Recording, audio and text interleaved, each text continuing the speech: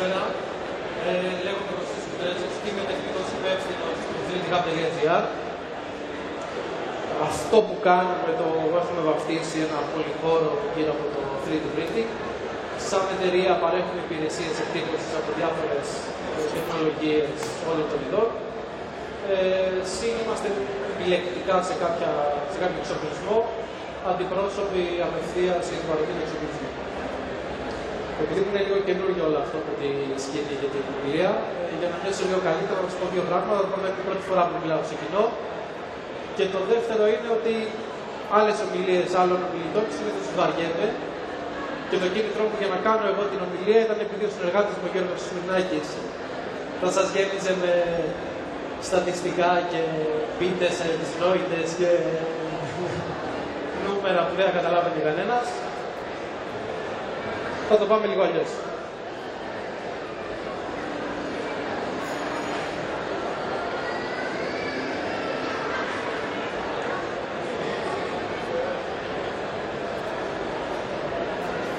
Δύο γενικά λόγια για το 3D printing.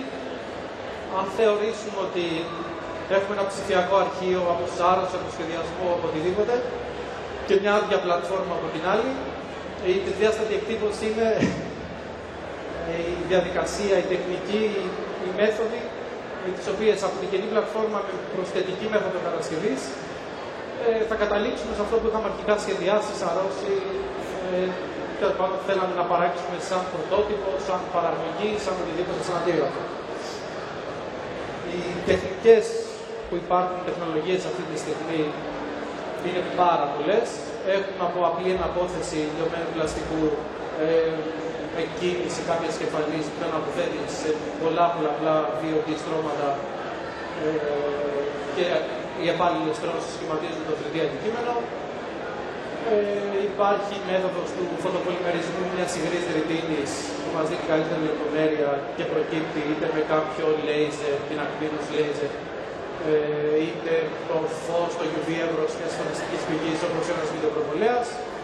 Έχουμε άλλες τεχνικές που αφορούν τη θερμοσυσσωμάτωση μιας σκόνης, είτε είναι κούτρα, είτε νάιλον, είτε είναι μέταλλο σε πιο ακριβές υλοποιήσεις. Έχουμε τον ψεκασμό ρητίνης και την πλαστικοποίησή του με UV κεφαλές. Έχουμε ψεκασμό χρώματος απευθείας πάνω σε κούτρα γύψου, το οποίο μας δίνει μια έντονη εκτύπωση και πάρα πολλές τεχνικές υβριδικές συνδυασμό των υπολείπων που αναπτύσσονται αυτή τη στιγμή. Πέρα από το αστείο του όλου πράγματος με το cartoon, η φιλοσοφία μου, έτσι όπως το βλέπω αυτή τη στιγμή, τη σκηνή του 3D printing, θεωρώ ότι είμαστε στο σημείο στην καμπή, όπου πέρα από κάποιες πατέντες που έχουν λήξει από τις μεγάλες εταιρείες, Stratas, 3D Systems και κάποιες άλλες, πάρα πολλές εταιρείες έχουν βγει στη διαδικασία μικρότερες να παράξουν δικές τους τεχνολογίες και να φέρουν δικά τους μηχανήματα, είτε είναι αεραστεχνικά, είτε είναι για μέση παραγωγή, entry level επαγγελματικά, είτε πολύ μεγάλα. Έχουμε μεγάλες εταιρείες στον χώρο, όπως η HP που τώρα, παρόλο που το 3D printing είναι πολλά δεκαετίες σε βιομηχανικό επίπεδο, μπαίνουν τώρα στη διαδικασία του να παράξουν δικά τους μηχανήματα, δική τους τεχνολογία. Το 3D printing αυτή τη στιγμή θεωρώ ότι είναι σαν το Roadrunner, τρέχει, εξελίσσεται παράλληλα σε πάρα πολλούς κλάδους και πολλές εφαρμογές. Μια παρένθεση, υπάρχουν εφαρμογές που αφορούν την οδοτεχνική, οδοντιατρική, υπάρχουν εφαρμογές που αφορούν τις κατασκευές, την παιδαγωγία, υπάρχουν εφαρμογές για τα κοσμήματα, υπάρχουν εφαρμογές που αφορούν prototyping μέσω συσκευών ηλεκτρικών, απλά και μόνο το εξωτερικό κέλυφος, υπάρχουν εικαστικές, βοηθούν πάρα πολύ γλύπτες να έχουν γρήγορα αντίγραφα ή προβολή των αντικειμένων τους σε άλλες διαστάσεις από ό,τι μπορούσαμε να φτιάξουμε. Η λίστα είναι ατελείωτη. Αυτό που θεωρώ ότι αντιπροσωπεύει εμάς τις μικρότερες εταιρείες που δεν έχουμε τη δυνατότητα να πάρουμε μηχανήματα εκατομμυρίων σαν αυτές που ξέρω από Shapeways ή Materialize που κάνουν παροχή υπηρεσίας μέσω ίντερνετ. Είναι σαν το Coyote να συνδυάσουμε παιχνίδια, αεραστεχνικές συσκευές, να κάνουμε πατέντες δικές μας, να συνδυάσουμε φάρμακες με μικρότερους εκδοτές, να προσφέρουμε συνολικά λύσεις που δεν είναι υποχρεωτικά και δεσμευτικά να είναι μέσα από το 3D printing. Στο εργαστήριο έχουμε laser, έχουμε CNC, ένα σύνολο τεχνολογιών για να βρούμε λύσεις, για να φέρουμε εις πέρα στο project του πελάτη, χωρίς να έχουμε απλά ένα μηχάνημα που κοστίζει εκατοντάδες χιλιάδες ευρώ και θα πρέπει τα αναλώσιμα να κάνουν χιλιάδες ευρώ και να δώσουμε μια λύση σε ένα πελάτη που θα του κόστιζε ένα σύμφωνο. Οπότε μας παρομοιάζω με το Coyote, με τη λογική το ότι προσπαθούμε να βρούμε συνολικά λύσεις μέσα από τον εξοπλισμό που μπορούμε να κρίνουμε ότι είναι ο καλύτερος για κάθε περίπτωση, για να δώσουμε λύση στα project. Θα τελειώσω νωρίς για να σας δώσω χρόνο να με ρωτήσετε πραγματάκια και απλά θα σας πω ότι επειδή θεωρώ με τον τρόπο που εμείς δουλεύουμε ότι το έχουμε πιάσει το Roadrunner, να περάσετε να δείτε τι κάνουμε στο περίπτερο στο 3dcam.gr. Ερωτήσεις.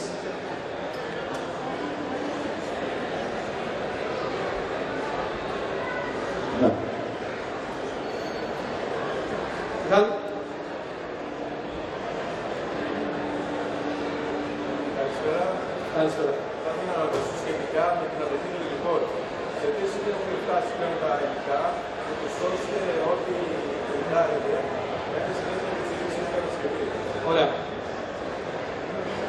Υπάρχει ένα εύρος υλικών σε κάθε τεχνολογία, όπου υπάρχουν υλικά απλά για την εμφάνιση και υλικά τα οποία θα θέλουμε να τα χρησιμοποιήσουμε σε πιο ανθεκτικές καταστάσεις.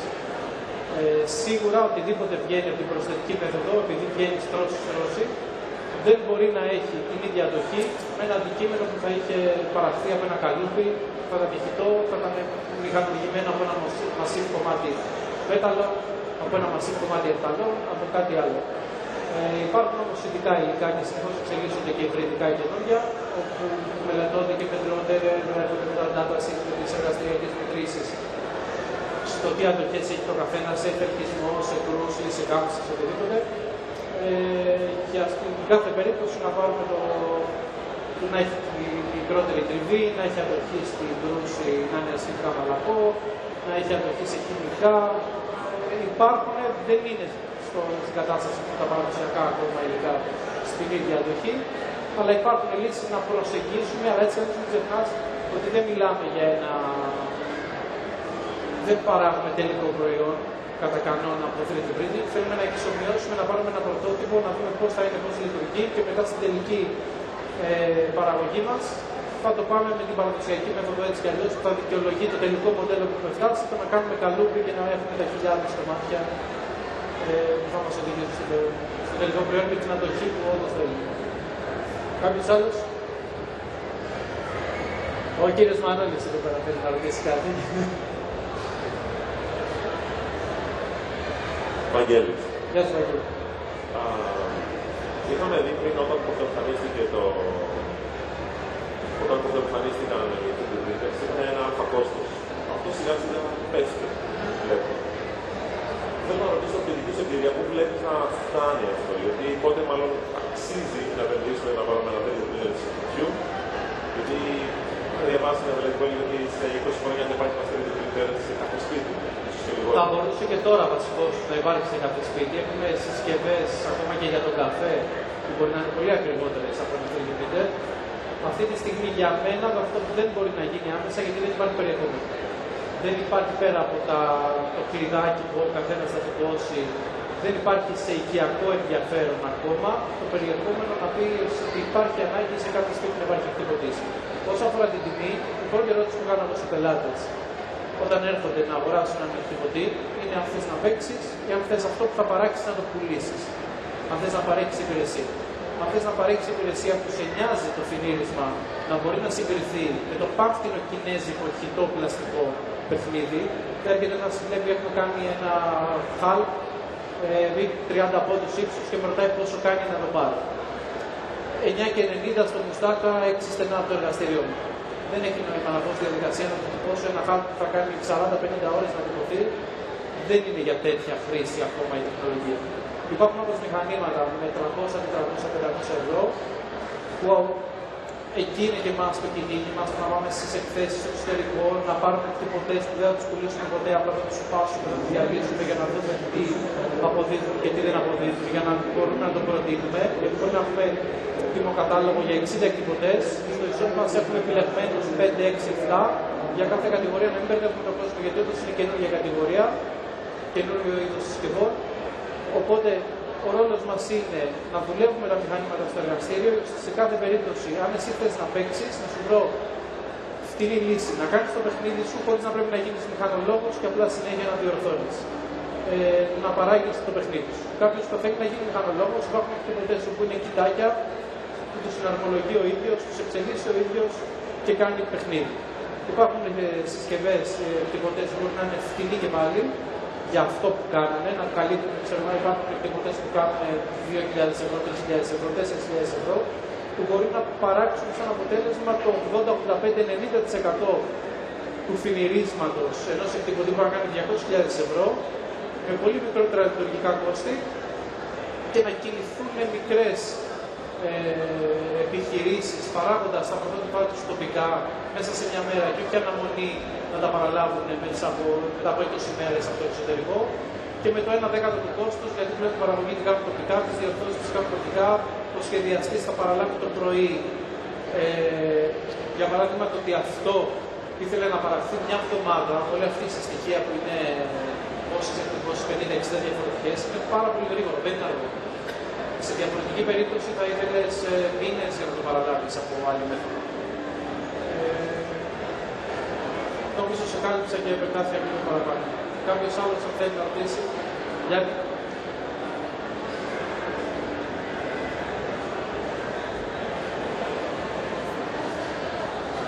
Ναι, να ξαναβάλω από την αρχή το κογιότι. Όχι. Δυστυχώς δεν με κατανόησε. Ήθελα να σας ρωτήσω ποιο είναι το πιο χρηστικό κομμάτι του Printing σήμερα και τι εφαρμογή έχουν το δεύτερο ή δεύτερη ερώτηση. Όταν εννοείς χρηστικό, τι εννοείς? Κάτι το οποίο πραγματικά να βελτιώνει τη ζωή μας. Και το δεύτερο είναι στην ιατρική, αν εσείς φτιάχνετε κάτι το οποίο μπορεί να εφαρμοστεί. Αν βελτιώνει τη ζωή μας, εμένα έχει βελτιώσει τη ζωή μου, μπορώ να σου πω άπειρα πραγματάκια που θα τα θεωρήσεις χαζά. Γκατζετάκια, κατασκευές, πράγματα που θα κάνω πιο γρήγορα στη δουλειά μου, στο σπίτι μου, στο να κάνω ένα μπισκότο για το παιδί μου να παίξει με την πέπα που του αρέσει, για παράδειγμα. Απλά πραγματάκια καθημερινά που θα του κοστίσουν κάποια σέντς και θα παίξω χρηστικά καθημερινά αντικείμενα. Αυτό είναι το κομμάτι παιχνίδι στο χόμπι του καθενός, είτε αφορά μοντελισμό, είτε αφορά ζωγραφική, είτε αφορά κατασκευαστικό κομμάτι. Οτιδήποτε έχει εφαρμογές που μπορεί να παράξει γρήγορα το προσωποποιημένο σου αντικείμενο, το προσωποποιημένο σου λύση για κάποιο πρόβλημα. Οπότε γενικά μπορώ να σου απαντήσω, σχετικά αν μου πεις τι ασχολείσαι, μπορώ να σου βρω πού θα σου βελτίωνε στη δική σου ασχολία. Σε επαγγελματικό επίπεδο, επιταχύνει πάρα πολύ και μειώνει το κόστος στο να έχεις ένα πρωτότυπο στα χέρια σου ή να έχεις μια λύση που με παραδοσιακό τρόπο θα σου παίρνει πολλά χρήματα. Στην ιατρική που με ρώτησες, η οδοντοτεχνική είναι ένα τεράστιος κλάδος. Με εμφυτεύματα χειρουργικά γίνονται οι οδηγοί, γίνονται οι προθήκες, οι γνάθοι, γίνονται πάρα πολλά κομμάτια με ρητίνες. Έχουμε κάνει για πανεπιστήμια ανασύγχυση κρανίων από αξονικές, ώστε να γίνουν η στόχευση της ακτινοβολίας στον καρκινοπαθή, στο κρανίο του πριν πει ο ίδιος ο άνθρωπος, ώστε να κάνει μεταλλευτεί το μηχάνημα. Σε γιατρούς έχουμε δώσει για να δείχνουν πώς είναι τα οστά σε ασθενείς πριν μπουν στη διαδικασία του χειρουργείου για να εξοικειωθούν με αυτό που θα κάνουν. Υπάρχουν εταιρείες που φτιάχνουν αυτή τη στιγμή κάστο προσωποποιημένους ναύφικες από σάρωση του χεριού σου που λένε ότι με μελέτες βελτιώνει κατά 30% για παράδειγμα την ίαση του κοκάλου. Είναι άπειρα. Δεν μας κάνει ο χρόνος για να στα κάλυψει όλα. Κάποιος άλλος? Η μάθα μας. Αφού σήκωσες το χέρι. Θέλω να μας πεις ποια νομίζεις ότι είναι η top 1 υπηρεσία σου. Η top 1 υπηρεσία σου. Θα το γενικεύσω και θα πω ότι η τόπου υπηρεσία μας, του κοινού, είναι ο χρόνος που δαπανάμε με τον κάθε πελάτη για το κάθε project, είτε είναι μικρό είτε είναι μεγάλο. Έχω πελάτες που έχουν πάρει έναν εκτιμωτή 300 ευρώ, έχω πελάτες που έχουν πάρει εκτιμωτή 10.000 ευρώ. Είναι και οι δύο επαφή στο κινητό μου, με παίρνουν μέρα ή νύχτα, συζητάμε τα προβλήματά τους, τους λύνω. Τα μηχανήματα που πουλάω τα χρησιμοποιώ ο ίδιος, οπότε αν με ρωτήσει κάποιος γιατί όχι εκείνο, ψωνίστηκα να πει κάποιος, θα το απαντήσω γιατί αυτή δεν το έχω για μένα ή το προτείνει για σένα. Οπότε αυτά που πουλάμε και αυτά που διαθέτουμε και αυτά που έχουμε κυνηγήσει για να είμαστε αντιπρόσωποι, θεωρούμε ότι είναι αυτές οι λύσεις που είναι για την κάθε περίπτωση καλύτερες. Και αυτό πουλάμε. Το χρόνο που δαπανάμε στην τεχνολογία και το χρόνο που διαθέτουμε. Αυτή είναι η λύση. Θέλω να χορεύω. Κάποιος άλλος?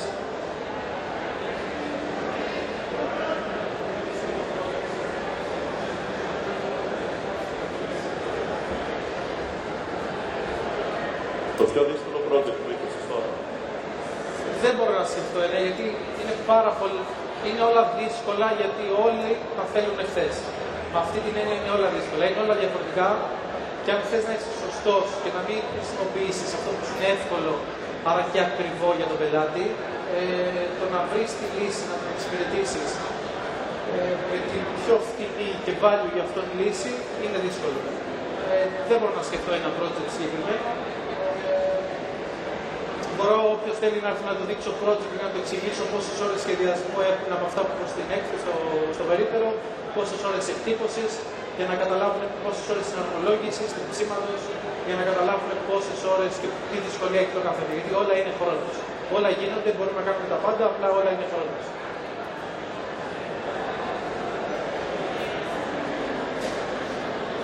Δεν ακούγεσαι μάλλον το συμφέρον. Πάλι κάτι αντικό θέλω να ρωτήσω. Στην Ελλάδα υπάρχουν εταιρείες που να φτιάχνουν τεχνητά μέλη είτε για ζώα είτε για ανθρώπους. Έχουμε φτιάξει εμείς για ανθρώπους. Δεν είναι ακόμα τόσο οργανωμένο και δεν γίνεται σε μεγάλη κλίμακα. Έχει πάρει πολλές φορές την κατεύθυνση να εκμεταλλευτεί τη δημοσιότητα που μπορεί να σου παρέχει κάτι τέτοιο. Το έχουμε κάνει, απλά δεν το έχουμε δείξει. Και για ζώα και για ανθρώπους. Το πλεονέκτημα ποιο είναι? Τι εννοείς? Το πλεονέκτημα του να μην έχει ένα ζωάκι πόδι να περπατήσει ποιο είναι? Αυτό για άνθρωπο που να έχει κάποιο σταθερό μέρος που αποφύγει πριν. Προσωποποίηση και το κόστος, σίγουρα το κόστος. Και είναι ενάντια σε συμφέροντα κάποιων εταιριών και γι' αυτό και κάποιες εταιρείες που παρέχουν με παραδοσιακό τρόπο τεχνητά μέλη διερευνούν αυτή τη στιγμή να εντάξουν και τεχνητή υπηρεσίες στο δικό τους κομμάτι, ώστε να το κάνουν να μην τους πάρει άλλο στο κομμάτι της πίτας, να παρέχουν και αυτοί ένα κομμάτι από το μεθρητή εκτύπωση, αυτό που ήδη κάνανε, να το κάνουν και μεθρητή. Το κόστος είναι πιο χαμηλό. Είναι σίγουρα. Αν δεν θέλει κάποιος άλλος να ρωτήσει.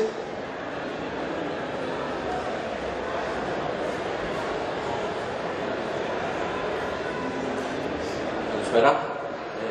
Κατά πόσο εύκολο είναι κάποιος να αμοιηθεί πάνω στους εκτυπωτές, αν είναι αρχάριος ή δεν έχει ιδέα, και παρέχεται κάποια υπηρεσία, δηλαδή... Το πρώτο σκέλος θα το αποτίσω χωρίς να καταλάβει κανένας, λέγοντας ότι αφού έμαθες και εσύ είναι εύκολο. Παρέχουμε υπηρεσίες εκμάθησης, πιο πολύ σε επαγγελματικό επίπεδο, γιατί στείλουμε και καταστήματα να τα εξοπλίσουμε, να παρέχουμε υπηρεσίες στον δρόμο, να διευκολύνουμε να διευρυνθεί το 3D printing στην Ελλάδα, που είναι και δύσκολη περίοδος, δύσκολη περιοχή, η οικονομία είναι σε πολύ δύσκολη κατάσταση. Θέλουμε να διευκολύνουμε να μπει το 3D printing στη ζωή μας και κάνουμε κάποια καταστήματα, κάνουμε εκπαιδεύσεις για το προσωπικό των καταστημάτων, αλλά σίγουρα και όποιος πάρει και έναν απλό εκτυπωτή, είμαστε δίπλα του να του δώσουμε κάποιους οδηγούς, να του δείξουμε κάποια πραγματάκια για να μην του είναι Σίγουρα δεν είναι μια συσκευή που ξέρει ότι θα ανοίξω το ψυγείο, θα πάρω την πύρα, θα την πιω. Είναι μια συσκευή που θέλει να την πειράξει, θα έχει αποτυχίες, θα πρέπει να μάθεις γιατί έχει αποτυχίες και σίγουρα πρέπει να γράψεις χιλιόμετρα σε αναλώσιμο, ώστε να μπορέσεις να έχεις το αποτέλεσμα που έχουμε κι εμείς, χωρίς να κάνουμε κάτι μαγικό ή χωρίς να χρησιμοποιούμε μόνο μηχανήματα industrial των 60-70-80.000 ευρώ. Χρησιμοποιούμε και φθηνότερα μηχανήματα για να είμαστε ευέλικτοι και ευθυνοί στους πελάτες μας. Απλά έχουμε μάθει πώς να τα δουλεύουμε ή με τη υλικά την κάθε περίπτωση.